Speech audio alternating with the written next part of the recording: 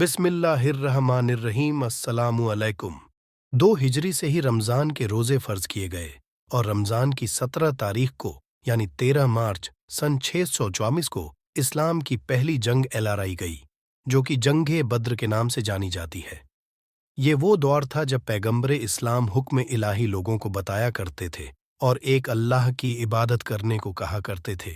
2 ہجری سے ہی رمضان کے روزے فرض کیے گئے اور رمضان کی 17 تاریخ کو یعنی 13 مارچ سن 624 کو اسلام کی پہلی جنگ اعلان گئی جو کہ جنگ بدر کے نام سے جانی جاتی ہے۔ یہ وہ دور تھا جب پیغمبر اسلام حکم الہی لوگوں کو بتایا کرتے تھے اور ایک اللہ کی عبادت کرنے کو کہا کرتے تھے، جس کی وجہ سے مکے کے لوگ ان کی جان کے دشمن بن گئے تھے اور آپ کو آخرکار ہجرت کر مکے سے مدینے آنا پڑا۔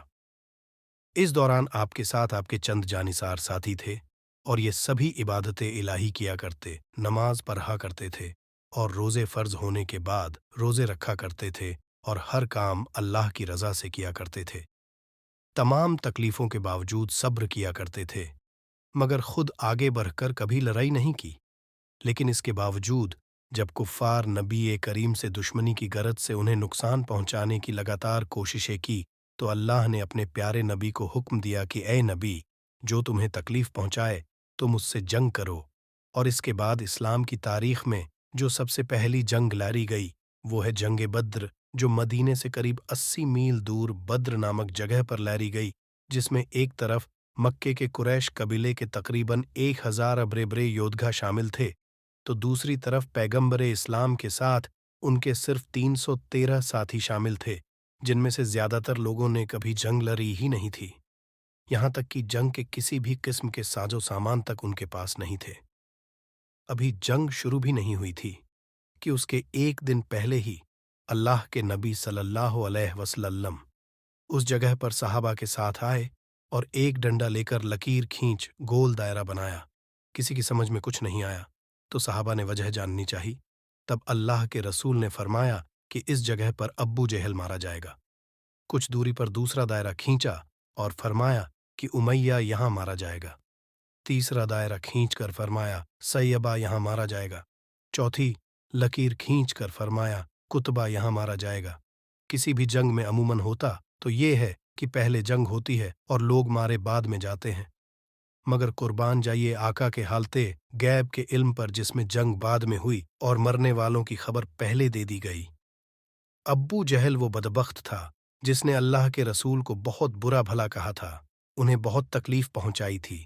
اس بدبخت کو جب اللہ کے رسول اور ان کے جانثاروں کی خبر مل گئی تو اس نے سوچا کہ ان کی تعداد ہی کتنی ہے، مٹھی بھر، اس لیے اچھا موقع ہے سب کو ہلاک کرنے کا، تاکہ ماللہ کوئی محمد صلی اللہ تعالی علیہ وسلم کے خدا کو ماننے والا ہی نہیں رہے گا تو اسلام ویسے ہی ختم ہو جائے گا۔ جب جنگ شروع ہوئی تو دشمنوں کی تعداد کئی گنا ادھک تھی، جس میں قریش قبیلوں والوں میں موجود بہت سے لوگ کسی نہ کسی کے قریبی رشتہ دار بھی تھے، یہاں تک کہ کوئی کسی کا باپ تو کوئی چچا ماموں بھی تھے۔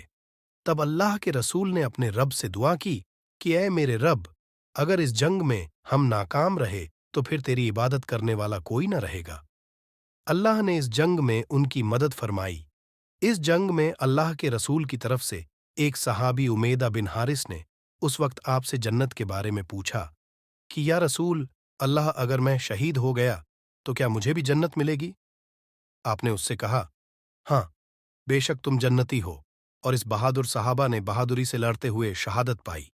اچانک ہی جنگ کے دوران محاذ اور معوذ نام کے 2 بدھو آئے، ایک 10 اور دوسرا 12 سال کا تھا۔ دونوں بدھاؤں نے حضرت عبد الرحمن بن عوف سے ابو جہل کے بارے میں جانکاری لی۔ انہوں نے ان بدھاؤں سے پوچھا تم کیوں پوچھ رہے ہو؟ تمہیں جنگ سے دور رہنا ہے۔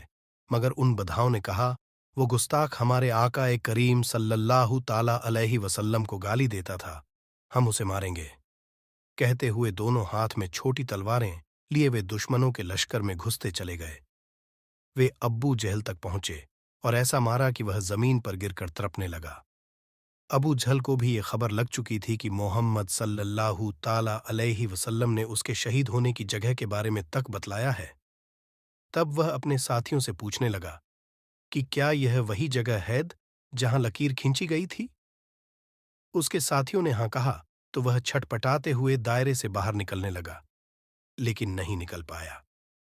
तब साथियों से कहने लगा कि मोहम्मद सल्लल्लाहु ताला अलैहि वसल्लम की भविष्यवाणी को झूठी साबित करना है, मुझे इस दायरे से बाहर निकालो। साथी उसे उठाने के लिए झुके ही थे कि अबू जेहल ने दम तोड़ दिया। जंगे बद्र में अबू सुफियान के 3 बेटे इस्लाम की मुखालिफत में लड़े, मुआविया, हंजला व अम्र। हंजा हजरत अली करमल्लाहु ताला अन्हु के हाथों कत्ल हुआ। अम्र कैदी बना और मुआविया मैदान से भाग गया था।